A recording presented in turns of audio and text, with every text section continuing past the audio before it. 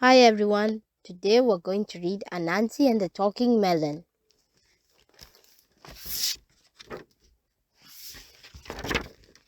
One fine morning, Anansi the spider sat high up in a thorn tree, looking down into Elephant's garden. Elephant was hoeing his melon patch. The ripe melons seemed to call out to Anansi, "Look how juicy and sweet we are! Come eat us!" Anansi loved to eat melons, but he was much too lazy to grow them himself. So he sat up in the thorn tree, watching and waiting, while the sun rose high in the sky and the day grew warm. By the time noon came, it was too hot to walk. Elephant put down his hoe and went inside his house to take a nap. Here was the moment Anansi had been waiting for. He broke off a thorn and dropped down into the melon patch. He used the thorn to bore a hole in the biggest, ripest melon. Anansi squeezed inside and started eating.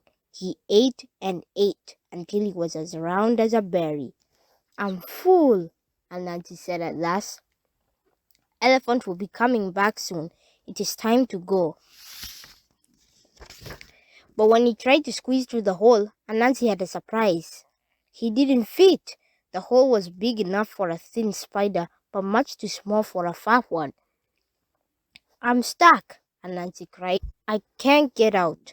I will have to wait until I am thin again." Anansi sat down on a pile of melon seeds and waited to get thin. Time passed slowly. "I'm bored," Anansi said. "I wish I had something to do." Just then, he heard Elephant returning to the garden.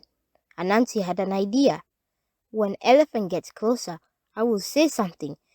Elephant will think the melon is talking. What fun!" Elephant walked over to the melon patch. "Look at this fine melon. How big and ripe it is," he said, picking it up.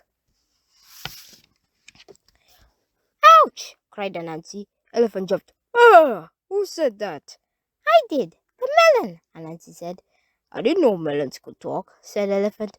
"Of course we do. We talk all the time. The trouble is, you never listen." "I can't believe my ears," Elephant exclaimed. "A talking melon? Who could believe it? I must show this to the king."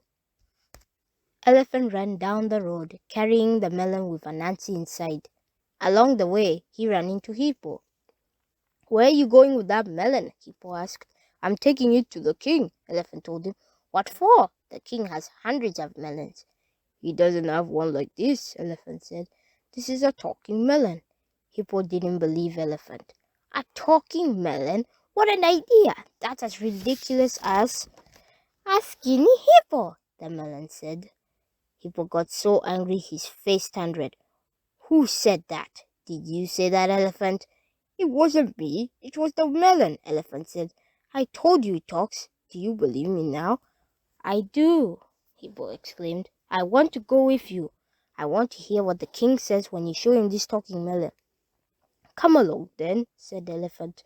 So Elephant and Hippo went down the road together, carrying the melon. By and by, they ran into Warthog. "Where are you taking that melon?" Warthog asked them. "We're taking it to the king," Elephant and Hippo told him. "What for?" "The king has hundreds of melons," Warthog said. "He doesn't have one like this," Hippo replied. "This melon talks. I heard it." Warthog started to laugh. "A talking melon? Why, that's as ridiculous as—" "A handsome warthog," said the melon.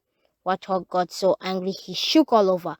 "Who said that? Did you say that, Elephant? Did you say that, Hippo?" "Of course not," Hippo and Elephant told him. "The melon talks. Do you believe us now?" "I do," cried Warthog. "Let me go with you. I want to see what the king does when you show him this talking melon." So Warthog, Elephant, and Hippo went down the road together, carrying the melon. Along the way, they met Ostrich, Rhino, and Turtle. They didn't believe the melon could talk either until they heard it for themselves. Then they wanted to come along too. The animals came before the king. Elephant bowed low as he placed the melon at the king's feet. The king looked down. "Why did you bring me a melon?" he asked Elephant. "I have hundreds of melons growing in my garden. You don't have one like this, Elephant said. This melon talks. A talking melon? I don't believe it. Say something, Melon. The king prodded the melon with his foot. The melon said nothing. Melon, the king said in a slightly louder voice, there is no reason to be shy. Say whatever you like. I only want to hear you talk. The melon still said nothing. The king grew impatient. Melon, if you can talk, I want you to say something. I command you to speak. The melon did not make a sound. The king gave up. Oh, this is a stupid melon, he said. Just then, the melon spoke. Stupid am I? Why do you say that? I'm not the one who talks to melons. The animals had never seen the king so angry. How dare this melon insult me? He shouted. The king picked up the melon and hurled it as far as he could. The melon bounced and rolled all the way to Elephant's house. Kapoom! It smacked into the thorn tree and burst into pieces. Anansi picked himself up from among the bits of melon rind.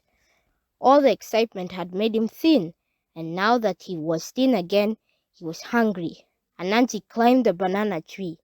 He settled himself in the middle of a big bunch of bananas and started eating. Elephant returned. He went straight to the melon patch. You melons got me in trouble with the king, Elephant said. From now on, you can talk all you like. I'm not going to listen to a word you say. Good for you, Elephant, Anansi called from the bananas. We bananas should have warned you. Talking melons are nothing but trouble. I hope you enjoyed reading this story, and I'll see you in the next one. Bye.